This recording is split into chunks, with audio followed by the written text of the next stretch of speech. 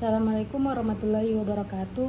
Kami dari kelompok 3 ingin mempresentasikan hasil diskusi kami yang berjudul fermentasi tape dan PM, yang beranggotakan saya sendiri sebagai moderator, Vita Febrianti Mansyu, dan di sebelah saya ada Trislan Fitri Rahim, dan di sebelah kanan saya ada Tita Arianti Putri. Baiklah, di sini saya akan menjelaskan apa itu fermentasi. Fermentasi itu diartikan sebagai suatu proses oksidasi reduksi yang terdapat di dalam sistem biologi yang menghasilkan energi di mana sebagai donor dan aseptor elektron digunakan sebagai senyawa organik. Mikroba dan enzim yang terkandung di dalam ragi tape, yaitu yang pertama itu ada kapang. Kapang itu untuk mengubah pati menjadi gula. Yang kedua itu ada kamir yang akan mengubah sebagian gula sederhana menjadi alkohol yang menyebabkan aroma alkoholik pada tape. Yang ketiga itu ada bakteri yang mikrobanya tersebut itu bekerja sama dengan menghasilkan tape. Yang keduanya itu bakteri yang dioksidasi menjadi asam organik, antara lain asam asetat, asam suksinat, dan asam malat. Yang keempat itu ada enzim zimase, yang dimana itu enzim yang mampu mengubah glukosa menjadi alkohol dan CO2 selama fermentasi.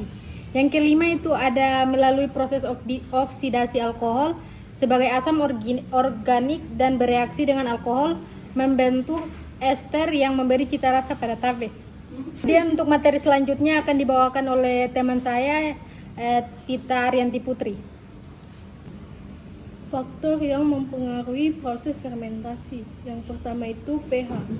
Mikroba tertentu dapat tumbuh pada kisaran pH yang sesuai untuk pertumbuhannya. Yang kedua itu suhu.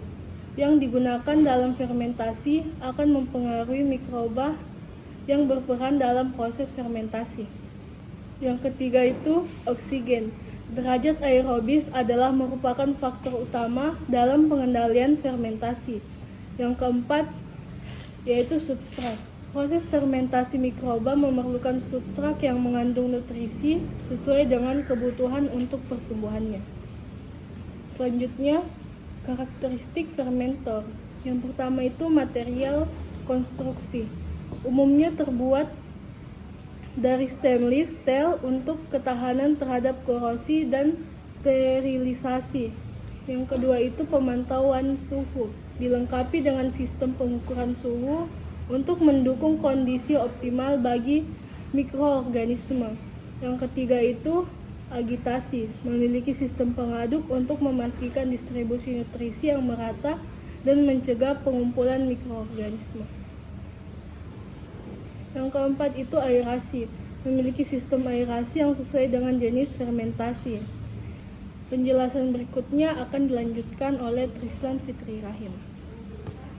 Baiklah, saya akan menjelaskan fungsi pada bagian masing-masing alat. Yang pertama, chamber fermentasi. Chamber fermentasi berfungsi sebagai tempat terjadinya reaksi fermentasi dengan kontrol suhu, agitasi, dan aerasi. Kedua, sensor control system berfungsi untuk memantau dan mengatur parameter seperti suhu, pH, dan oksigen. Yang ketiga, pengaduk berfungsi untuk mencampur bahan dan mendukung distribusi nutrisi. Yang keempat, aerotot berfungsi untuk memasukkan udara atau gas tertentu ke dalam fermentasi untuk mendukung proses aerobik.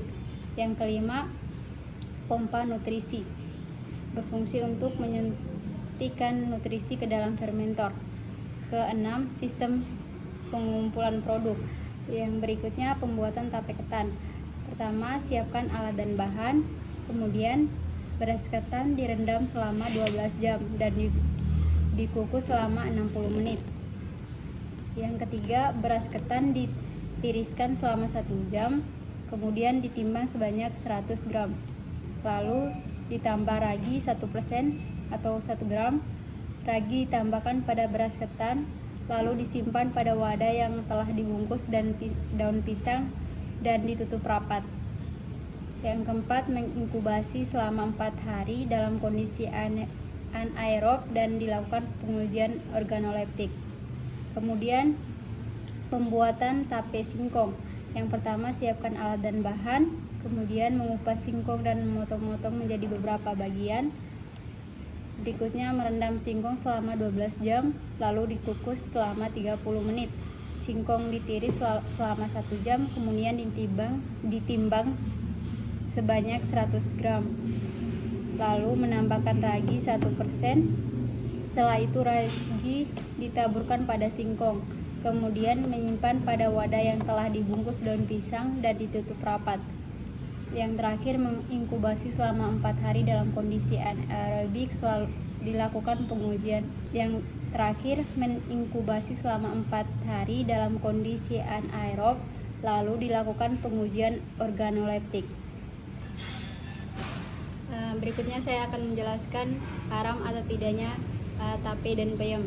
Mengambil keumuman nas yang menyatakan bahwa setiap yang memabukkan adalah khamar dan setiap khamar adalah haram, maka dapat diambil kesimpulan segala sesuatu yang memabukkan disebut khamar, di mana khamar karena memiliki sifat yang memabukkan, bahwa yang membuatnya menjadi khamar bukan semata-mata ada tidaknya kandungan alkohol, akan tetapi ukurannya, apakah makanan tersebut memang bisa dijadikan sasaran untuk menjadi mabuk atau tidak. Adapun langkah pertama yang harus dilakukan sebelum menentukan status hukum makanan hasil peragian ini adalah melakukan perincian dan penelitian.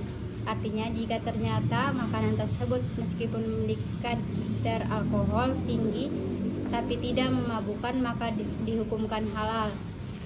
Berdasarkan pendapat ini, sehingga Majelis Ulama Indonesia menyatakan bahwa 1% minuman atau makanan layaknya tape dikonsumsi, dan ini pula menunjukkan bahwa kehati-hatian untuk menghindari hal yang syubhat terhadap tape. Itulah penjelasan dari saya akan kembalikan ke moderator. Itulah tadi penjelasan dari kelompok kami. Lebih dan kurangnya mohon dimaafkan. Wassalamualaikum warahmatullahi wabarakatuh.